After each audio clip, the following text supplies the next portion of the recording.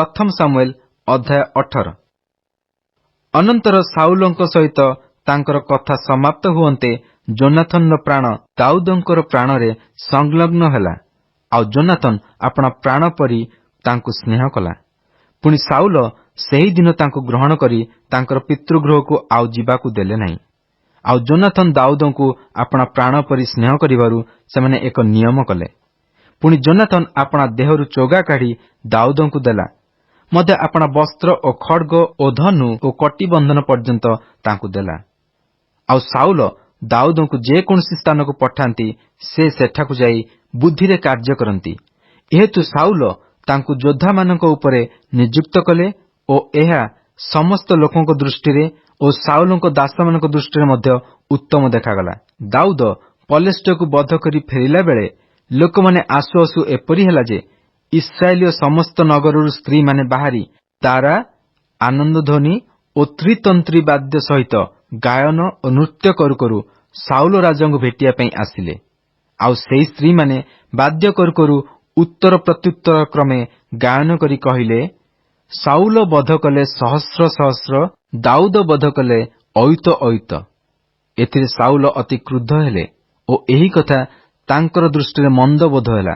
एणु से कहिले सेमाने दाऊदକୁ अयुत अयुतर जयी ओ आंभକୁ केवल सहस्र सहस्र जयी बोली कहिले।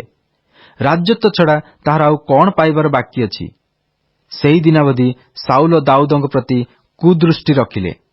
परदिन परमेश्वरଙ୍କଠାରୁ मंद आत्मा साउलଙ୍କୁ आक्रांत करन्ते से गृह मध्य भविष्यत वाक्य प्रचार करियाकु लागिले। पुणी दाऊद प्रतिदिन परी हस्तरे वाद्य बजाइले। से समय साउलଙ୍କ हस्तरे वर्षा थिला। तो साउल वर्षा फिंगिले, कारण से कहले मु दाऊदକୁ कांथरे फोड़ीबी। मात्र दाऊद तांको निकटरू दुई थर घुंची गले। पुणी साउल दाऊदଙ୍କୁ भय कले, कारण सदाप्रभु तांको संगरे थिले ओ साउलଙ୍କୁ त्याग करथिले। एतु साउल अपना निकटरू तांको अंतर करी तांको सहस्र उपरे आपणर सेनापति कले। आउ से लोकमानक सम्मुखरे गतायत कले। आउ दाऊद आपणर सबु कथारे बुद्धिमान हेले ओ सदाप्रभु तांको संगरे हेले। पुणी जेतेबेले साउल तांको अति बुद्धिमान देखिले से तांको विषय भीत हेले। मात्र समस्त इस्राएल ओ जिहुदा दाऊदଙ୍କୁ प्रेम कले, कारण से सेमानक सम्मुखरे गतायत कले।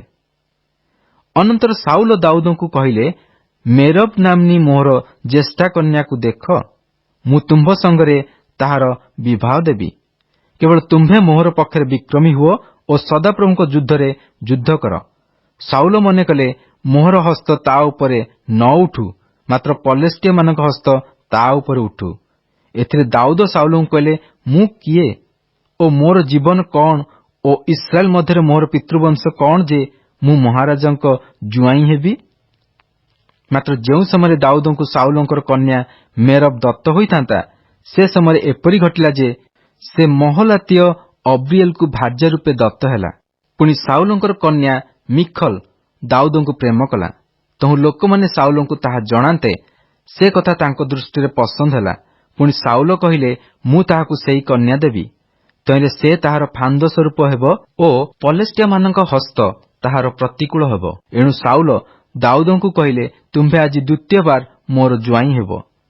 एउतारे साउल अपना दास मानकु आज्ञा देई कहिले, तुमे माने गोपनरे दाऊद संगे आलाप करी कुह, देख राजा तुम्भ उपर संतुष्ट अछंती ओ तांकर समस्त दास तुम्भको प्रेम करूअछंती। एतु तुम्भे राजांकर जुआई हुओ। तहिरे साउलंकर दास माने दाऊदंकर कर्णगोचରରେ एही कथा कहिले। तहु दाऊद कहिले, राजांकर जुआई हेबा तुम्भमानक दृष्टिरे कि क्षुद्र कथा, कारण मु दरिद्र लोक ओ अल्पमान्य। एथिरे दाऊद एपरी एपरी कहिले बोली साउलंक दास माने तांकु जणाइले। तहिरे साउल कहिले, तुमे माने दाऊदंकु एपरी कुह, राजा किछि मूल्य चाहंती नाही, मात्र राजांक शत्रु मानकठारु परिशोध नेबा निमंते पलेष्टिया मानकर 100 सुन्नत चर्म चाहंती। पलेष्टिया मानक हस्त द्वारा दाऊदंकु बध करिया पई साउलंकर विचार थिला। पुणी तांकर दास माने दाऊदंकु एही कथा जणांते राजांकर जुआई हेबा पई दाऊदंक दृष्टिरे पसंद हैला। अनंतर काल संपूर्ण नहुणु दाऊद ओ तांकर लोक माने उठी जाई पलेष्टिया मानकर 200 लोकंकु बध कले। पुणी दाऊद सेमानकर सुन्नत चर्म आनिले। तहु से जेपरी राजांकर जुआई हेबे ଏଥିପାଇଁ ପୂର୍ଣ୍ଣ ସଂଖ୍ୟାନୁସାରେ ତାହା ରାଜାଙ୍କୁ ଦେଲେ। ତହିଁରେ ସାଉଲ ତାଙ୍କୁ ଆପଣା କନ୍ୟା ମିଖଲକୁ ଭାର୍ଯ୍ୟା ରୂପେ ଦାନ କଲେ। ଆଉ ସଦାପ୍ରଭୁ ଦାଉଦଙ୍କର ସଙ୍ଗରେ ଅଛନ୍ତି ଏହା ସାଉଲ ଦେଖିଲେ ଓ ଜାଣିଲେ। ମଧ୍ୟ ସାଉଲଙ୍କର କନ୍ୟା ମିଖଲ ତାଙ୍କୁ ପ୍ରେମ କଲା। ଯେହେତୁ ସାଉଲ ଦାଉଦଙ୍କ ବିଷୟରେ ଅଧିକ ଭୀତ ହେଲେ, ଆଉ ସାଉଲ ସର୍ବଦା ଦାଉଦଙ୍କର ଶତ୍ରୁ ହେଲେ। ଅନନ୍ତର ପଲେଷ୍ଟିୟ ଅଧିପତିମାନେ ବାହାରିବାକୁ ଲାଗିଲେ। ପୁଣି ସେମାନେ ଯେତେଥର ବାହାରିଲେ ସେତେଥର ଦାଉଦ ସାଉଲଙ୍କର ସମସ୍ତ ଦାସ ଅପେକ୍ଷା ଅଧିକ ବୁଦ୍ଧିର କାର୍ଯ୍ୟ କଲେ। ଏଣୁ ତାଙ୍କର ନାମ ଅତିଶୟ ମାନ୍ୟ ହେଲା। ପ୍ରଥମ ସାମୁଏଲ ଅଧ୍ୟାୟ 19। ଅନନ୍ତର ଦାଉଦଙ୍କୁ ବଧ କରିବା ପାଇଁ ସାଉଲ ଆପଣା ପୁତ୍ର ଯୋନାଥନକୁ ଓ ଆପଣା ଦାସ ସମସ୍ତଙ୍କୁ କହିଲେ। ମାତ୍ର ସାଉଲଙ୍କର ପୁତ୍ର ଯୋନାଥନ ଦାଉଦଙ୍କଠାରେ ଅତ୍ୟନ୍ତ ଅନୁରକ୍ତ ଥିଲା। ଯେହେତୁ ଯୋନାଥନ ଦାଉଦଙ୍କୁ କହିଲା, ମୋର ପିତା ସାଉଲ ତୁମ୍ଭକୁ ବଧ କରିବାକୁ ଚାହାନ୍ତି। ଏଥିପାଇଁ ମୁଁ ବିନୟ କରୁଅଛି, ତୁମ୍ଭେ ପ୍ରାତଃ କାଳରେ ଆପଣା ବିଷୟରେ ସାବଧାନ ହୋଇ କୌଣସି ଗୁପ୍ତ ସ୍ଥାନରେ ରହି ଆପଣାକୁ ଲୁଚାଅ। ପୁଣି ତୁମ୍ଭେ ଯେଉଁ କ୍ଷେତ୍ରରେ ଥିବ ସେ ସ୍ଥାନକୁ ମୁଁ ଯାଇ ମୋର ପିତାଙ୍କ ପାଖରେ ଠିଆ ହୋଇ ତୁମ୍ଭ ବିଷୟରେ ମୋର ପିତାଙ୍କ ସଙ୍ଗେ କଥୋପକଥନ କରିବି। ଯେବେ ମୁଁ କିଛି ଦେଖିବି ତେବେ ତୁମ୍ଭକୁ ଜଣାଇବି। ପୁଣି ଯୋନାଥନ ଆପଣା ପିତା ସାଉଲଙ୍କୁ ଦାଉଦଙ୍କ ବିଷୟରେ ଭଲ କଥା କହି ତାଙ୍କୁ କହିଲା, ମହାରାଜ, ଆପଣା ଦାସ ଦାଉଦ ବିରୁଦ୍ଧରେ ପାପ ନ କରନ୍ତୁ, ଯେହେତୁ ସେ ଆପଣଙ୍କ ବିରୁଦ୍ଧରେ ପାପ କରିନାହିଁ। ମାତ୍ର ତାହାର ସମସ୍ତ କର୍ମ ଆପଣଙ୍କ ପକ୍ଷରେ ଅତି ମଙ୍ଗଳଜନକ ହୋଇଅଛି, କାରଣ ସେ ଆପଣା ପ୍ରାଣ ହସ୍ତରେ ଧରି ସେହି ପଲେଷ୍ଟିୟକୁ ବଧ କଲା। ତହିଁରେ ସଦାପ୍ରଭୁ ସମୁଦାୟ ଇସ୍ରାଏଲ ନିମନ୍ତେ ମହା ଉଦ୍ଧାର ସାଧନ କଲେ। ଆପଣ ତାହା ଦେଖିଥିଲେ ଓ ଆନନ୍ଦ କରିଥିଲେ। ତେବେ ଆପଣ ବିନା କାରଣରେ ଦାଉଦକୁ ବଧ କରି କି ହେତୁ ନିର୍ଦ୍ଦୋଷ ରକ୍ତ ବିରୁଦ୍ଧରେ ପାପ କରିବେ? ଏଥିରେ ସାଉଲ ଯୋନାଥନର ରବ ଶୁଣିଲେ। ପୁଣି ସାଉଲ ଶପଥ କରି କହିଲେ, ସଦାପ୍ରଭୁ ଜୀବତ ଥିବା ପ୍ରମାଣେ ସେ ହତ ହେବେ ନାହିଁ। ଏ ଉତ୍ତାରେ ଯୋନାଥନ ଦାଉଦଙ୍କୁ ଡାକିଲା ଓ ଯୋନାଥନ ତାଙ୍କୁ ସେ ସମସ୍ତ କଥା ଜଣାଇଲା। ପୁଣି ଯୋନାଥନ ଦାଉଦଙ୍କୁ ସାଉଲଙ୍କ ନିକଟକୁ ଆଣିଲା। ତହିଁରେ ସେ ପୂର୍ବ ପରି ତାଙ୍କ ସମ୍ମୁଖରେ ରହିଲେ। ଅନନ୍ତର ପୁନର୍ବାର ଯୁଦ୍ଧ ହେଲା। ତହିଁରେ ଦାଉଦ ବାହାରି ପଲେଷ୍ଟିୟମାନଙ୍କ ସଙ୍ଗେ ଯୁଦ୍ଧ କରି ସେମାନଙ୍କୁ ମହାସଂହାରରେ ବଧ କଲେ। ତହୁଁ ସେମାନେ ତାଙ୍କ ସମ୍ମୁଖରୁ ପଳାୟନ କଲେ। ଏ ଉତ୍ତାରେ ସାଉଲ ଆପଣା ହାତରେ ବର୍ଚ୍ଛା ଧରି ଗୃହରେ ବସିଥିବା ବେଳେ ସଦାପ୍ରଭୁଙ୍କଠାରୁ ଏକ ମନ୍ଦ ଆତ୍ମା ତାଙ୍କ ଉପରକୁ ଆସିଲା। ସେ ସମୟରେ ଦାଉଦ ଆପଣା ହସ୍ତରେ ବାଦ୍ୟ ବଜାଉଥିଲେ।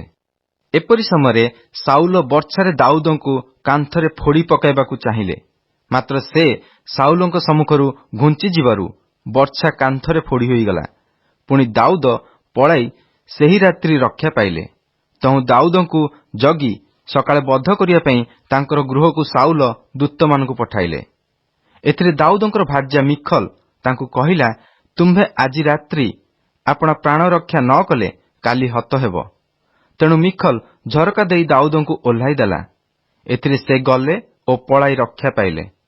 ତହୁଁ ମିଖଲ ମୂର୍ତ୍ତି ନେଇ ଶଯ୍ୟାରେ ଶୁଆଇଲା ଓ ଛାଗ ଲୋମ ନିର୍ମିତ ରେଜାଇ ତହିଁର ମସ୍ତକରେ ଦେଇ ତାହାକୁ ଚାଦରରେ ଘୋଡ଼ାଇ ରଖିଲା। ଏ ଉତ୍ତାରେ ଦାଉଦଙ୍କୁ ଧରି ନେବା ପାଇଁ ସାଉଲ ଦୂତମାନଙ୍କୁ ପଠାନ୍ତେ ମିଖଲ କହିଲା, ସେ ପୀଡ଼ିତ ଅଛନ୍ତି। ତହିଁରେ ସାଉଲ ଦାଉଦଙ୍କୁ ଦେଖିବା ପାଇଁ ଦୂତମାନଙ୍କୁ ପଠାଇ କହିଲେ, ତାହାକୁ ଶଯ୍ୟାରେ ମୋ ନିକଟକୁ ଆଣ, ମୁଁ ତାହାକୁ ବଧ କରିବି। ତହୁଁ ଦୂତମାନେ ଭିତରେ ଯାଆନ୍ତେ, ଦେଖ ଶଯ୍ୟାରେ ମୂର୍ତ୍ତି ଅଛି ଓ ତହିଁର ମସ୍ତକରେ ଛାଗଲୋମ ନିର୍ମିତ ରେଜାଇ ଅଛି। ଏଣୁ ସାଉଲ ମିଖଲକୁ କହିଲେ, ତୁମ୍ଭେ କାହିଁକି ମୋତେ ଏ ରୂପ ପ୍ରବଞ୍ଚନା କଲ ଓ ମୋ ଶତ୍ରୁକୁ ଛାଡ଼ିଦେଲ ଯେ ସେ ପଳାଇଗଲା? ତହିଁରେ ମିଖଲ ସାଉଲଙ୍କୁ ଉତ୍ତର କଲା, ସେ ମୋତେ କହିଲେ, ମୋତେ ଛାଡ଼ିଦିଅ, ମୁଁ କାହିଁକି ତୁମ୍ଭକୁ ବଧ କରିବି? ଏଥିମଧ୍ୟରେ ଦାଉଦ ପଳାଇ ରକ୍ଷା ପାଇଲେ ଓ ରାମାରେ ସାମୁଏଲଙ୍କ ନିକଟକୁ ଯାଇ ସାଉଲ ତାଙ୍କ ପ୍ରତି ଯାହା କରିଥିଲେ ତାହା ସବୁ ତାଙ୍କୁ ଜଣାଇଲେ। ତହୁଁ ସେ ଓ ସାମୁଏଲ ଯାଇ ନାୟୋତରେ ବାସ କଲେ। ଏ ଉତ୍ତାରେ ସାଉଲଙ୍କୁ ଜଣାଇ ଦିଆଗଲା, ଦେଖ ଦାଉଦ ରାମାସ୍ଥିତ ନାୟୋତରେ ଅଛନ୍ତି। ତେଣୁ ସାଉଲ ଦାଉଦଙ୍କୁ ଧରିବା ପାଇଁ ଦୂତମାନଙ୍କୁ ପଠାଇଲେ। ମାତ୍ର ସେମାନେ ଭବିଷ୍ୟତ ବକ୍ତା ଦଳକୁ ଭବିଷ୍ୟତ ବାକ୍ୟ ପ୍ରଚାର କରିବାର ଓ ସେମାନଙ୍କ ଉପରେ ନିଯୁକ୍ତ ସାମୁଏଲକୁ ଠିଆ ହେବାର ଦେଖନ୍ତେ ପରମେଶ୍ୱରଙ୍କ ଆତ୍ମା ସାଉଲଙ୍କର ଦୂତମାନଙ୍କ ଉପରକୁ ଆସିଲେ। ତହିଁରେ ସେମାନେ ମଧ୍ୟ ଭବିଷ୍ୟତ ବାକ୍ୟ ପ୍ରଚାର କଲେ। ଆଉ ଏହି କଥା ସାଉଲଙ୍କୁ ଜଣାଇ ଦିଆଯାନ୍ତେ ସେ ଅନ୍ୟ ଦୂତମାନଙ୍କୁ ପଠାଇଲେ, ମାତ୍ର ସେମାନେ ମଧ୍ୟ ଭବିଷ୍ୟତ ବାକ୍ୟ ପ୍ରଚାର କଲେ। ଏ ଉତ୍ତାରେ ସାଉଲ ପୁନର୍ବାର ତୃତୀୟ ଥର ଦୂତମାନଙ୍କୁ ପଠାଇଲେ ଓ ସେମାନେ ମଧ୍ୟ ଭବିଷ୍ୟତ ବାକ୍ୟ ପ୍ରଚାର କଲେ। ତେବେ ସେ ନିଜେ ମଧ୍ୟ ରାମାକୁ ଯାଇ ସେଖୁସ୍ଥିତ ବୃହତ୍ କୂପ ନିକଟରେ ଉପସ୍ଥିତ ହେଲେ। ପୁଣି ସେ ପଚାରି କହିଲେ, ସାମୁଏଲ ଓ ଦାଉଦ କେଉଁଠାରେ ଅଛନ୍ତି? ଏଥିରେ ଜଣେ କହିଲା, ଦେଖ, ସେମାନେ ରାମାସ୍ଥିତ ନାୟତରେ ଅଛନ୍ତି। ତେଣୁ ସେ ରାମାସ୍ଥିତ ନାୟତକୁ ଗଲେ। ତହିଁରେ ପରମେଶ୍ୱରଙ୍କ ଆତ୍ମା ତାଙ୍କ ଉପରକୁ ମଧ୍ୟ ଆସନ୍ତେ ସେ ଯାଉ ଯାଉ ରାମାସ୍ଥିତ ନାୟତରେ ଉପସ୍ଥିତ ହେବା ପର୍ଯ୍ୟନ୍ତ ଭବିଷ୍ୟତ ବାକ୍ୟ ପ୍ରଚାର କଲେ। ପୁଣି ସେ ମଧ୍ୟ ଆପଣା ବସ୍ତ୍ର କାଢି ସାମୁଏଲଙ୍କ ସମ୍ମୁଖରେ ଭବିଷ୍ୟତ ବାକ୍ୟ ପ୍ରଚାର କଲେ। ଆଉ ସେଇ ଦିନଯାକ ଓ ରାତ୍ରିଯାକ ପୋଷାକ ନ ପିନ୍ଧି ପଡ଼ି ରହିଲେ। ତେଣୁ ଲୋକେ କହନ୍ତି, ସାଉଲ ହିଁ କି ଭବିଷ୍ୟତ ବକ୍ତାମାନଙ୍କ ମଧ୍ୟରେ ଜଣେ? ପ୍ରଥମ ସାମୁଏଲ ଅଧ୍ୟାୟ 20। ଅନନ୍ତର ଦାଉଦ ରାମାସ୍ଥିତ ନାୟତରୁ ପଳାଇ ଆସି ଯୋନାଥନ ଆଗରେ କହିଲେ, ମୁଁ କଣ କଲି? ମୋହର ଅପରାଧ କଣ? ଓ ତୁମ୍ଭ ପିତାଙ୍କ ଛାମୁରେ ମୋହର ପାପ କଣ ଯେ ସେ ମୋର ପ୍ରାଣ ଚାହୁଁଅଛନ୍ତି? ତେଣୁ ସେ ତାଙ୍କୁ କହିଲା, ଏହା ନ ହେଉ, ତୁମ୍ଭେ ମରିବ ନାହିଁ। ଦେଖ, ମୋହର ପିତା ମୋର କର୍ଣ୍ଣଗୋଚର ନ କରି ବଡ଼ କି ସାନ କୌଣସି କର୍ମ କରନ୍ତି ନାହିଁ। ତେବେ ମୋହର ପିତା ମୋଠାରୁ ଏ କଥା କାହିଁକି ଗୋପନ କରିବେ? ସେପରି ନୁହେଁ। ତହିଁରେ ଦାଉଦ ଶପଥ କରି ପୁନର୍ବାର କହିଲେ, ମୁଁ ଯେ ତୁମ୍ଭ ଦୃଷ୍ଟିରେ ଅନୁଗ୍ରହ ପାଇଅଛି, ଏହା ତୁମ୍ଭ ପିତା ଉତ୍ତମ ରୂପେ ଜାଣନ୍ତି। ଏଣୁ ସେ କହନ୍ତି, ଯୋନାଥନ ଏହା ନ ଜାଣୁ। ଜାଣିଲେ ସେ ଦୁଃଖିତ ହେବ।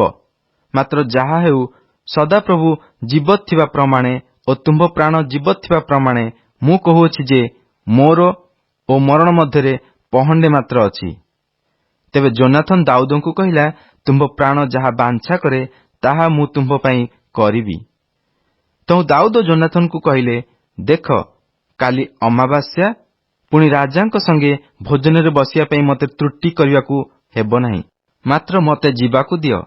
ମୁଁ ତୃତୀୟ ଦିନର ସନ୍ଧ୍ୟା ପର୍ଯ୍ୟନ୍ତ କ୍ଷେତ୍ରରେ ଲୁଚି ରହିବି। ଯେବେ ତୁମ୍ଭ ପିତା ମୋ ବିଷୟ କିଛି ପଚାରିବେ, ତେବେ କହିବ, ଦାଉଦ ଆପଣା ନଗର ବୈଥଲହମକୁ ଧାଇଁ ଯିବା ପାଇଁ ମୋତେ ବହୁତ କହିଲା, କାରଣ ସେ ସ୍ଥାନରେ ସମୁଦାୟ ପରିବାର ନିମନ୍ତେ ବାର୍ଷିକ ବଳିଦାନ ହେବ। ଏଥିରେ ସେ ଯେବେ କହିବେ, ଭଲ, ତେବେ ତୁମ୍ଭ ଦାସର କୁଶଳ ହେବ। ମାତ୍ର ସେ ଯେବେ ଅତି କ୍ରୋଧ କରନ୍ତି, ତେବେ ଜାଣ ଯେ ତାଙ୍କ ଦ୍ୱାରା ଅମଙ୍ଗଳ ସ୍ଥିର ହୋଇଅଛି। ଏହେତୁ ତୁମ୍ଭେ ଆପଣାର ଦାସ ପ୍ରତି ଦୟା କର, କାରଣ ତୁମ୍ଭେ ଆପଣା ସହିତ ଆପଣା ଦାସକୁ ସଦାପ୍ରଭୁଙ୍କ ଏକ ନିୟମରେ ଆବଦ୍ଧ କରିଅଛ। ମାତ୍ର ମୋହର ଯେବେ କୌଣସି ଅପରାଧ ଥାଏ, ତେବେ ତୁମ୍ଭେ ନିଜେ ମୋତେ ବଧ କର। ତୁମ୍ଭ ପିତାଙ୍କ ନିକଟକୁ କାହିଁକି ମୋତେ ନେଇଯିବ? ତହିଁରେ ଯୋନାଥନ କହିଲା, ତାହା ତୁମ୍ଭଠାରୁ ଦୂର ହେଉ, କାରଣ ତୁମ୍ଭ ପ୍ରତି ଅମଙ୍ଗଳ ଘଟଣା ମୋ ପିତାଙ୍କ ଦ୍ୱାରା ସ୍ଥିର ହୋଇଥିବାର ଯେବେ ମୁଁ ଜାଣିବି, ତେବେ ମୁଁ କି ତାହା ତୁମ୍ଭକୁ କହିବି ନାହିଁ? ତେଣୁ ଦାଉଦ ଯୋନାଥନକୁ କହିଲେ, ତୁମ୍ଭ ପିତା ଯେବେ କଟୁ ଭାବରେ ତୁମ୍ଭକୁ ଉତ୍ତର ଦେବେ, ତେବେ କିଏ ମୋତେ କହିବ? ତହିଁରେ ଯୋନାଥନ ଦାଉଦଙ୍କୁ କହିଲା, ଆସ, ଆମ୍ଭେମାନେ କ୍ଷେତ୍ରକୁ ଯାଉ। ତହିଁରେ ସେ ଦୁହେଁ ବାହାରି କ୍ଷେତ୍ରକୁ ଗଲେ। ଏ ଉତ୍ତାରେ ଯୋନାଥନ ଦାଉଦଙ୍କୁ କହିଲା, ସଦାପ୍ରଭୁ ଇସ୍ରାଏଲର ପରମେଶ୍ୱର ସାକ୍ଷୀ ରହିଲେ, ମୁଁ କାଲି ଏହି ସମୟରେ ବା ତୃତୀୟ ଦିନରେ ଆପଣା ପିତାଙ୍କ ମନ ବୁଝିଲା ଉତ୍ତାରେ, ଦେଖ, ଯେବେ ଦାଉଦଙ୍କ ପକ୍ଷରେ ମଙ୍ଗଳ ଥାଏ, ତେବେ ମୁଁ ତୁମ୍ଭ କତିକି ଲୋକ ପଠାଇ କି ତାହା ତୁମ୍ଭ କର୍ଣ୍ଣଗୋଚର ନ କରିବି? ତୁମ୍ଭର ଅମଙ୍ଗଳ କରିବା ମୋ ପିତାଙ୍କର ମାନସ ଥିଲେ, ଯେବେ ମୁଁ ତାହା ତୁମ୍ଭ କର୍ଣ୍ଣଗୋଚର ନ କରେ ଓ ତୁମ୍ଭେ କୁଶଳରେ ଯିବା ପାଇଁ ଯେବେ ତୁମ୍ଭକୁ ପଠାଇ ନ ଦିଏ, ତେବେ ସଦାପ୍ରଭୁ ସେହି ଦଣ୍ଡ ମଧ୍ୟ ତହିଁରୁ ଅଧିକ ମୋତେ ଦେଉନ୍ତୁ। ସଦାପ୍ରଭୁ ଯେପରି ମୋ ପିତାଙ୍କ ସଙ୍ଗୀ ହୋଇଅଛନ୍ତି, ସେପରି ତୁମ୍ଭ ସଙ୍ଗରେ ହେଉନ୍ତୁ। ହେଲେ ମୁଁ ଯେପରି ନ ମରେ, ଏଥିପାଇଁ ମୋହର ଯାବଜ୍ଜୀବନ ତୁମ୍ଭେ ସଦାପ୍ରଭୁଙ୍କ ଦୟା ମୋ ପ୍ରତି ପ୍ରକାଶ କରିବ। କେବଳ ତାହା ନୁହେଁ, ସଦାକାଳ ମୋ ବଂଶରୁ ତୁମ୍ଭେ ଆପଣା ଦୟା ଉଚ୍ଛିନ୍ନ କରିବ ନାହିଁ। ନା, ସଦାପ୍ରଭୁ ଦାଉଦଙ୍କର ପ୍ରତ୍ୟେକ ଶତ୍ରୁକୁ ଭୂତଳରୁ ଉଚ୍ଛିନ୍ନ କଲା ଉତ୍ତାରେ ମଧ୍ୟ କରିବ ନାହିଁ। ଏହି ରୂପେ ଯୋନାଥନ ଦାଉଦ ବଂଶ ସହିତ ନିୟମ ସ୍ଥିର କରି କହିଲା, ସଦାପ୍ରଭୁ ଦାଉଦଙ୍କ ଶତ୍ରୁମାନଙ୍କ ହସ୍ତରୁ ପରିଶୋଧ ନେବେ। ଆଉ ଯୋନାଥନ ଦାଉଦଙ୍କୁ ସ୍ନେହ କରିବାରୁ ପୁନର୍ବାର ତାଙ୍କୁ ଶପଥ କରାଇଲା, କାରଣ ସେ ତାଙ୍କୁ ଆପଣା ପ୍ରାଣ ସମାନ ସ୍ନେହ କଲା। ପୁଣି ଯୋନାଥନ ତାଙ୍କୁ କହିଲା, କାଲି ଅମାବାସ୍ୟା, ଆଉ ତୁମ୍ଭ ଆସନ ଶୂନ୍ୟ ହେଲେ ତୁମ୍ଭେ ଖୋଜାଯିବ। ଏଣୁ ତୁମ୍ଭେ 3 ଦିନ ରହିଲା ଉତ୍ତାରେ ଶୀଘ୍ର ଯାଇ କାର୍ଯ୍ୟ ଦିନରେ ଯେଉଁଠାରେ ଆପଣାକୁ ଲୁଚାଇଥିଲ ସେହି ସ୍ଥାନରେ ଏସୋଲ ନାମକ ପଥର ପାଖରେ ରହିବ। ପୁଣି ମୁଁ ଲକ୍ଷ୍ୟ କରିବା ଛଳରେ ତହିଁର ପାର୍ଶ୍ୱକୁ 3 ତୀର ମାରିବି। ଆଉ ଦେଖ, ମୁଁ ଏକ ବାଳକକୁ ପଠାଇ କହିବି, ଯାଇ ତୀର ଖୋଜ। ମୁଁ ଯେବେ ସେହି ବାଳକକୁ କହେ, ଦେଖ ତୀର ତୁମ୍ଭ ଏ ପାଖରେ ଅଛି, ତାହା ନେଇ ଆସ, ତେବେ ସଦାପ୍ରଭୁ ଜୀବତ ଥିବା ପ୍ରମାଣେ ତୁମ୍ଭ ପାଇଁ ମଙ୍ଗଳ ଅଛି, କୌଣସି ଭୟ ନାହିଁ। ମାତ୍ର ଦେଖ, ତୁମ୍ଭ ସେ ପାଖରେ ତୀର ଅଛି। ଯେବେ ମୁଁ ସେ ବାଳକକୁ ଏପରି କହେ, ତେବେ ତୁମ୍ଭେ ଚାଲିଯାଅ, କାରଣ ସଦାପ୍ରଭୁ ତୁମ୍ଭକୁ ବିଦାୟ କଲେ। ଆଉ ଦେଖ, ତୁମ୍ଭର ଓ ମୋହର ଏହି କଥୋପକଥନ ବିଷୟରେ ସଦାପ୍ରଭୁ ତୁମ୍ଭ ଓ ମୋ ମଧ୍ୟରେ ସାକ୍ଷୀ ରହିଲେ। ତହିଁରେ ଦାଉଦ କ୍ଷେତ୍ରରେ ଲୁଚିଲେ। ପୁଣି ଅମାବାସ୍ୟା ଉପସ୍ଥିତ ହୁଅନ୍ତେ ରାଜା ଭୋଜନରେ ବସିଲେ, ଆଉ ରାଜା ଅନ୍ୟ ସମୟ ପରି କାନ୍ଥ ନିକଟସ୍ଥ ଆପଣା ଆସନରେ ବସିଲେ। ଏଥିରେ ଯୋନାଥନ ଠିଆ ହେଲା ଓ ଅବନର ସାଉଲଙ୍କ ପାଖରେ ବସିଲା। ମାତ୍ର ଦାଉଦଙ୍କର ସ୍ଥାନ ଶୂନ୍ୟ ଥିଲା। ତଥାପି ସେହିଦିନ ସାଉଲ କିଛି କହିଲେ ନାହିଁ, କାରଣ ସେ ବିଚାର କଲେ ତାହାକୁ କିଛି ଘଟିଅଛି। ସେ ସୂଚି ନାହିଁ, ସେ ଅବଶ୍ୟ ସୂଚି ନଥିବ। ମାତ୍ର ଅମାବାସ୍ୟାର ପରଦିବସ ଦ୍ୱିତୀୟ ଦିନରେ ଦାଉଦଙ୍କର ସ୍ଥାନ ଶୂନ୍ୟ ହେଲା। ତହିଁରେ ସାଉଲ ଆପଣା ପୁତ୍ର ଯୋନାଥନକୁ କହିଲେ, ଯିସିର ପୁତ୍ର କି ହେତୁ ଭୋଜନକୁ ଆସୁନାହିଁ? କାଲି ନାହିଁ କି ଆଜି ନାହିଁ? ତହୁଁ ଯୋନାଥନ ସାଉଲଙ୍କୁ ଉତ୍ତର କଲା, ଦାଉଦ ବୈଥଲେହମକୁ ଯିବା ପାଇଁ ମୋତେ ବହୁତ କହିଲା। ଆଉ ସେ କହିଲା, ବିନୟ କରୁଅଛି, ମୋତେ ଯିବାକୁ ଦିଅ, କାରଣ ନଗରରେ ମୋର ପରିବାର ପାଇଁ ବଳିଦାନ ହେବାର ଅଛି ଓ ସେଠାରେ ଉପସ୍ଥିତ ହେବା ପାଇଁ ମୋର ଭାଇ ମୋତେ ଆଜ୍ଞା ଦେଇଅଛନ୍ତି। ଏହେତୁ ମୁଁ ଯେବେ ତୁମ୍ଭ ଦୃଷ୍ଟିରେ ଅନୁଗ୍ରହ ପାଇଅଛି, ତେବେ ବିନୟ କରୁଅଛି, ମୋର ଭାଇମାନଙ୍କୁ ଦେଖିବା ପାଇଁ ମୋତେ ଛାଡ଼ିଦିଅ। ଏହି କାରଣରୁ ସେ ରାଜାଙ୍କ ମେଜକୁ ଆସିନାହିଁ। ଏଥିରେ ଯୋନାଥନ ପ୍ରତି ସାଉଲଙ୍କ କ୍ରୋଧ ପ୍ରଜ୍ୱଳିତ ହେଲା ଓ ସେ ତାହାକୁ କହିଲେ, ଆରେ ବିପଥଗାମିନୀ ଦ୍ରୋହିଣୀର ପୁତ୍ର, ତୁ ଯେ ଆପଣାର ଲଜ୍ଜା ଓ ଆପଣା ମାତାର ଆବରଣୀୟ ଲଜ୍ଜା ନିମନ୍ତେ ଯିସିର ପୁତ୍ରକୁ ମନୋନୀତ କରିଅଛୁ, ଏହା କଣ ମୁଁ ଜାଣୁନାହିଁ? କାରଣ ସେହି ଯିସିର ପୁତ୍ର ଯେ ଯାଏ ଭୂତଳରେ ବଞ୍ଚିଥାଏ, ସେ ଯାଏ ତୁ କି ତୋ ରାଜ୍ୟ ସ୍ଥିର ହେବ ନାହିଁ। ଏଥିପାଇଁ ଏବେ ଲୋକ ପଠାଇ ତାକୁ ମୋ କତିକି ଅଣା, କାରଣ ସେ ନିଶ୍ଚୟ ମରିବ। ତହିଁରେ ଯୋନାଥନ ଆପଣା ପିତା ସାଉଲଙ୍କୁ ଉତ୍ତର କରି କହିଲା, ସେ କାହିଁକି ହତ ହେବେ? ସେ କଣ କରିଅଛି? ତହୁଁ ସାଉଲ ତାହାକୁ ଆଘାତ କରିବା ପାଇଁ ତାହା ଉପରକୁ ଆପଣା ବର୍ଚ୍ଛା ଫୋପାଡ଼ିଲେ। ତଦ୍ୱାରା ଯୋନାଥନ ଜାଣିଲା ଯେ ଦାଉଦଙ୍କୁ ବଧ କରିବା ପାଇଁ ଆପଣା ପିତାଙ୍କ ଦ୍ୱାରା ସ୍ଥିରୀକୃତ ହୋଇଅଛି। ଏହେତୁ ଯୋନାଥନ ପ୍ରଚଣ୍ଡ କ୍ରୋଧରେ ମେଜରୁ ଉଠିଲା ଓ ମାସର ଦ୍ୱିତୀୟ ଦିନରେ କିଛି ଭୋଜନ କଲା ନାହିଁ, କାରଣ ତାହାର ପିତା ଦାଉଦଙ୍କର ଅପକାର କରିବାରୁ ସେ ତାଙ୍କ ଲାଗି ଦୁଃଖିତ ହେଲା।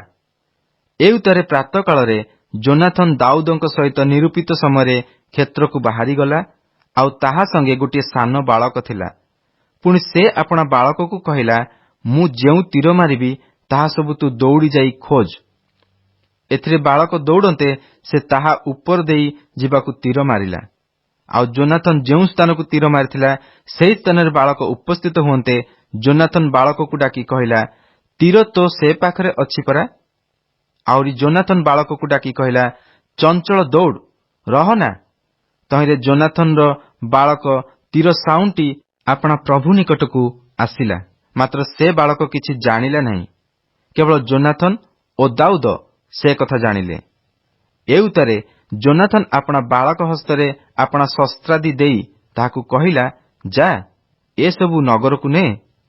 ପୁଣି ବାଳକ ଯିବା ମାତ୍ରେ ଦାଉଦ ଦକ୍ଷିଣ ଆଡ଼ର ଏକ ସ୍ଥାନରୁ ଉଠିଲେ ଓ ଭୂମିଷ୍ଠ ହୋଇ 3 ଥର ପ୍ରଣାମ କଲେ। ପୁଣି ସେମାନେ ପରସ୍ପର ଚୁମ୍ବନ କଲେ ଓ ଏକ ଆରେକ ସଙ୍ଗେ ରୋଦନ କଲେ। ମାତ୍ର ଦାଉଦ ବଳି ପଡ଼ିଲେ। ଏଥିରେ ଯୋନାଥନ ଦାଉଦଙ୍କୁ କହିଲା, କୁଶଳରେ ଯାଅ। ଆମ୍ଭେ ଦୁହେଁ ତ ସଦାପ୍ରଭୁଙ୍କ ନାମରେ ଶପଥ କରି କହିଅଛୁ, ସଦାପ୍ରଭୁ ସର୍ବଦା ମୋର ଓ ତୁମ୍ଭର, ପୁଣି ମୋହ ବଂଶର ଓ ତୁମ୍ଭ ବଂଶର ମଧ୍ୟବର୍ତ୍ତୀ ହେଉନ୍ତୁ। ତହୁଁ ସେ ଉଠି ପ୍ରସ୍ଥାନ କଲେ। ପୁଣି ଯୋନାଥନ ନଗରକୁ ଗଲା। ଗୀତ ସଂହିତା ଅଧ୍ୟାୟ 59। ପ୍ରଧାନ ବାଦ୍ୟକର ନିମନ୍ତେ ଅଲ ତସହେତ ସ୍ୱରରେ ଦାଉଦଙ୍କର ଗୀତ ମିକ୍ତାମ। ସାଉଲ ଲୋକ ପଠାନ୍ତେ ସେମାନେ ଦାଉଦଙ୍କୁ ବଧ କରିବା ପାଇଁ ତାଙ୍କର ଗୃହ ଜଗି ବସିବା ସମୟରେ ରଚିତ। ହେ ମୋହର ପରମେଶ୍ୱର, ମୋ ଶତ୍ରୁଗଣଠାରୁ ମୋତେ ଉଦ୍ଧାର କର। ମୋ ବିରୁଦ୍ଧରେ ଉତ୍ଥିତ ଲୋକମାନଙ୍କଠାରୁ ମୋତେ ଉଚ୍ଚରେ ସ୍ଥାପନ କର। ଅଧର୍ମଚାରୀମାନଙ୍କଠାରୁ ମୋତେ ଉଦ୍ଧାର କର। ରକ୍ତ ପିପାସୁ ଲୋକମାନଙ୍କଠାରୁ ମୋତେ ରକ୍ଷା କର। କାରଣ ଦେଖ, ସେମାନେ ମୋ ପ୍ରାଣ ପାଇଁ ଛକି ବସନ୍ତି। ବଳବାନମାନେ ମୋ ବିରୁଦ୍ଧରେ ଏକତ୍ରିତ ହୁଅନ୍ତି। ହେ ସଦାପ୍ରଭୁ, ମୋହର ଅପରାଧ କିଏ ବା ମୋ ପାପ ସକାଶୁ ନୁହେଁ। ମୋହର ବିନା ଦୋଷରେ ସେମାନେ ଦୌଡ଼ି ପ୍ରସ୍ତୁତ ହୁଅନ୍ତି। ତୁମ୍ଭେ ମୋହର ସାହାଯ୍ୟ ପାଇଁ ଜାଗ ଓ ଦୃଷ୍ଟିପାତ କର। ହେ ସଦାପ୍ରଭୁ, ସୈନ୍ୟାଧିପତି ପରମେଶ୍ୱର, ଇସ୍ରାଏଲର ପରମେଶ୍ୱର, ତୁମ୍ଭେ ହିଁ ଅନ୍ୟ ଦେଶୀୟ ସମସ୍ତଙ୍କୁ ପ୍ରତିଫଳ ଦେବା ପାଇଁ ଉଠ। କୌଣସି ଦୁଷ୍ଟ ଅଧର୍ମକାରୀମାନଙ୍କୁ ଦୟା କର ନାହିଁ। ସେମାନେ ସନ୍ଧ୍ୟାକାଳେ ଫେରିଆସି କୁକୁର ପରି ଶବ୍ଦ କରନ୍ତି ଓ ନଗର ଚାରିଆଡ଼େ ଭ୍ରମଣ କରନ୍ତି। ଦେଖ, ସେମାନେ ଆପଣା ଆପଣା ମୁଖରୁ ଉଦ୍ଗାର କରନ୍ତି। ସେମାନଙ୍କ ଓଷ୍ଠାଧରରେ ଖଡ୍ଗ ଥାଏ, କାରଣ କିଏ ଶୁଣିବ ଏହା ସେମାନେ କହନ୍ତି। ମାତ୍ର ହେ ସଦାପ୍ରଭୁ, ତୁମ୍ଭେ ସେମାନଙ୍କ ପ୍ରତି ହସିବ। ତୁମ୍ଭେ ଅନ୍ୟ ଦେଶୀୟ ସମସ୍ତଙ୍କୁ ବିଦ୍ରୂପ କରିବ। ହେ ମୋହର ବଳ ସ୍ୱରୂପ, ମୁଁ ତୁମ୍ଭର ଅନୁସରଣ କରିବି, କାରଣ ପରମେଶ୍ୱର ମୋହର ଉଚ୍ଚ ଦୁର୍ଗ ଅଟନ୍ତି। ମୋହର ଦୟାବାନ ପରମେଶ୍ୱର ମୋହର ସମ୍ମୁଖବର୍ତ୍ତୀ ହେବେ। ପରମେଶ୍ୱର ମୋ ଶତ୍ରୁମାନଙ୍କ ଉପରେ ମୋ ବାଞ୍ଛା ସଫଳ ହେବାର ମୋତେ ଦେଖାଇବେ। ସେମାନଙ୍କୁ ବଧ କର ନାହିଁ, କେଜାଣି ମୋ ଲୋକମାନେ ପାଶୋରି ଯିବେ। ହେ ଆମ୍ଭମାନଙ୍କ ଢାଲ ସ୍ୱରୂପ ପ୍ରଭୋ, ତୁମ୍ଭେ ପରାକ୍ରମରେ ସେମାନଙ୍କୁ ଛିନ୍ନ ଭିନ୍ନ କରି ଅଧୋନ୍ନତ କର। ସେମାନଙ୍କ ମୁଖର ପାପ ଓ ସେମାନଙ୍କ ଓଷ୍ଠାଧରର ବାକ୍ୟ, ପୁଣି ସେମାନଙ୍କର କଥିତ ଅଭିଶାପ ଓ ମିଥ୍ୟା ସକାଶୁ ସେମାନେ ଆପଣା ଆପଣା ଅହଙ୍କାରରେ ଧରାଯାଉନ୍ତୁ। ଯେପରି ସେମାନେ ଆଉ ନଥିବେ, ଏଥିପାଇଁ ସେମାନଙ୍କୁ କୋପରେ ସଂହାର କର। ସେମାନଙ୍କୁ ସଂହାର କର। ପୁଣି ପରମେଶ୍ୱର ଯେ ଯାକୋବ ମଧ୍ୟରେ ପୃଥିବୀର ପ୍ରାନ୍ତ ପର୍ଯ୍ୟନ୍ତ କର୍ତ୍ତୃତ୍ୱ କରନ୍ତି, ଏହା ସେମାନେ ଜ୍ଞାତ ହେଉନ୍ତୁ। ଆଉ ସେମାନେ ସନ୍ଧ୍ୟାବେଳେ ଫେରିଆସି କୁକୁର ପରି ଶବ୍ଦ କରନ୍ତୁ ଓ ନଗର ଚତୁର୍ଦ୍ଦିଗରେ ଭ୍ରମଣ କରନ୍ତୁ। ସେମାନେ ଖାଦ୍ୟ ନିମନ୍ତେ ଏଣେ ତେଣେ ଭ୍ରମଣ କରିବେ। ପୁଣି ସେମାନେ ତୃପ୍ତ ନୋହିଲେ ରାତ୍ରିଯାକ ରହିବେ। ମାତ୍ର ମୁଁ ତୁମ୍ଭ ପରାକ୍ରମ ବିଷୟ ଗାନ କରିବି ଓ ପ୍ରଭାତରେ ତୁମ୍ଭ ଦୟା ବିଷୟ ଉଚ୍ଚୈଶ୍ୱରରେ ଗାନ କରିବି। କାରଣ ତୁମ୍ଭେ ମୋହର ଉଚ୍ଚ ଦୁର୍ଗ ଓ ବିପଦ ଦିନରେ ଆଶ୍ରୟ ସ୍ୱରୂପ ହୋଇଅଛ। ହେ ମୋହର ବଳ ସ୍ୱରୂପ, ମୁଁ ତୁମ୍ଭ ଉଦ୍ଦେଶ୍ୟରେ ପ୍ରଶଂସା ଗାନ କରିବି। ଯେଣୁ ପରମେଶ୍ୱର ମୋହର ଉଚ୍ଚ ଦୁର୍ଗ, ମୋହର ଦୟାବାନ ପରମେଶ୍ୱର। ଗୁଡ୍ ମର୍ଣ୍ଣିଂ, ପ୍ରେଜ୍ ଦ ଲର୍ଡ। ଆଜି ବାଇବଲ ପଠନ ଦିନ ସଂଖ୍ୟା 56, ମଙ୍ଗଳବାର। ପ୍ରଥମ ସାମୁଏଲ 18 ପର୍ବ ଠାରୁ 20 ପର୍ବ, ପୁଣି ଗୀତ ସଂହିତା 59 ପର୍ବକୁ ଆଜି ଆମ୍ଭେମାନେ ପାଠ କରିଅଛୁ। ଆସନ୍ତୁ ଆଜିର ପଠିତ ଶାସ୍ତ୍ରାଂଶର ସାରାଂଶକୁ ଚିନ୍ତା କରିବା। ଶାଉଲଙ୍କ ପୁତ୍ର ଜୋନାଥନ ଓ ଦାଉଦଙ୍କ ହୃଦୟ ଏପରି ଏକ ହେଲା ଯେ ଜୋନାଥନ ଦାଉଦଙ୍କୁ ତାଙ୍କ ଜୀବନ ପରି ଭଲ ପାଇଲେ। ଦାଉଦ ସୈନ୍ୟବାହିନୀର ସେନାପତି ହେଲେ ଓ ଲୋକମାନେ ତାଙ୍କ ସଫଳତାର ଗୀତ ଗାଇ କହିଲେ, ଶାଉଲ ବଧ କଲେ ହଜାର ହଜାର ଓ ଦାଉଦ ବଧ କଲେ ଅୟୁତ ଅୟୁତ, ଏବଂ ଦାଉଦଙ୍କ ଖ୍ୟାତି ଆକାଶ ଛୁଆଁ ହେଲା। ଶାଉଲ ଦାଉଦଙ୍କ ପ୍ରତି ଈର୍ଷାଭାବ ରଖିଲେ। ଏଣୁ ସେ ଦାଉଦଙ୍କୁ ବଧ କରିବା ଅଭିପ୍ରାୟରେ ମିଖଲଙ୍କୁ ତାଙ୍କ ସହ ବିବାହ ଦେଲେ। ଶାଉଲ ଗୋଟିଏ ମନ୍ଦ ଆତ୍ମା ଦ୍ୱାରା ଆକ୍ରାନ୍ତ ହୋଇ ଦାଉଦଙ୍କୁ ବିନ୍ଧିବା ପାଇଁ ଗୋଟିଏ ବର୍ଚ୍ଛା ଫୋପାଡ଼ିଲେ, କିନ୍ତୁ ସେ ଘୁଞ୍ଚି ଯାଇ ରକ୍ଷା ପାଇଗଲେ। ଅନ୍ୟ ଏକ ସମୟରେ ସେ ତାଙ୍କ ସ୍ତ୍ରୀ ମିଖଲଙ୍କ ସାହାଯ୍ୟରେ ରକ୍ଷା ପାଇ ପଳାୟନ କଲେ। ଏହି ପ୍ରକାରେ ଦାଉଦଙ୍କ ପଳାତକ ଜୀବନର ଆରମ୍ଭ ହେଲା। ଏହି ସମୟ ଓ ପ୍ରସଙ୍ଗରେ ଲିଖିତ ଗୀତ ସଂହିତା 59 ପର୍ବକୁ ଦୟାକରି ଏଠାରେ ପାଠ କରନ୍ତୁ। ମୃତ୍ୟୁ ଭୟର ସମ୍ମୁଖୀନ ହେବା ସମୟରେ ସୁଦ୍ଧା ଏହା ସଦାପ୍ରଭୁଙ୍କ ଉଦ୍ଦେଶ୍ୟରେ ଲିଖିତ ଏକ ପ୍ରଶଂସାର ଗୀତ ଅଟେ। ଦାଉଦ ସଦାପ୍ରଭୁଙ୍କ ଦ୍ୱାରା ଅଭିଷିକ୍ତ ହୋଇଥିଲେ, କିନ୍ତୁ ଉପଯୁକ୍ତ ସମୟ ଉପସ୍ଥିତ ନ ହେବା ପର୍ଯ୍ୟନ୍ତ ସେ ଇସ୍ରାଏଲର ରାଜା ହୋଇନଥିଲେ। ଦାଉଦ ଯେତେବେଳେ ସାଉଲଙ୍କ କ୍ରୋଧରୁ ଜଙ୍ଗଲ ପାହାଡ଼ ମଧ୍ୟରେ ପଳାୟନ କରୁଥିଲେ, ସେ ଅତ୍ୟନ୍ତ କଠିନ ପରିସ୍ଥିତି ଓ ଯନ୍ତ୍ରଣାର ସମ୍ମୁଖୀନ ହୋଇଥିଲେ ଏବଂ ମୃତ୍ୟୁ ତାଙ୍କ ପଛେ ପଛେ ଛାଇ ସଦୃଶ ଗଡ଼ାଉଥିଲା। ଏହିପରି କଠିନ ସମୟରେ ଆମେ ଦେଖିବା ଉଚିତ ଯେ ଈଶ୍ୱରଙ୍କ ସହିତ ଦାଉଦଙ୍କ ସମ୍ପର୍କ ଅଧିକରୁ ଅଧିକ ଘନିଷ୍ଠ, ଗଭୀର ଓ ଦୃଢ଼ ହେବାକୁ ଲାଗିଲା। ଆସନ୍ତୁ ଆମ୍ଭେମାନେ ଦେଖିବା ଦାଉଦଙ୍କ ଯନ୍ତ୍ରଣା ଓ ତାଙ୍କ ହୃଦୟର ଅଭ୍ୟନ୍ତରୀଣ ବିଷୟ, ଯାହା ତାଙ୍କ ଯନ୍ତ୍ରଣାକୁ ଈଶ୍ୱରଙ୍କ ପ୍ରଶଂସାରେ ପରିଣତ କଲା। ଏହା ଥିଲା ଆଜିର ପଠିତ ଶାସ୍ତ୍ରାଂଶର ସାରାଂଶ। ପ୍ରଭୁ ଆମ ପ୍ରତ୍ୟେକଙ୍କୁ ଆଶୀର୍ବାଦ କରନ୍ତୁ। ଖ୍ରୀଷ୍ଟଙ୍କ ଠାରେ ଏକତ୍ର, ଏହା କି ଆଶୀର୍ବାଦର ବିଷୟ ଅଟେ।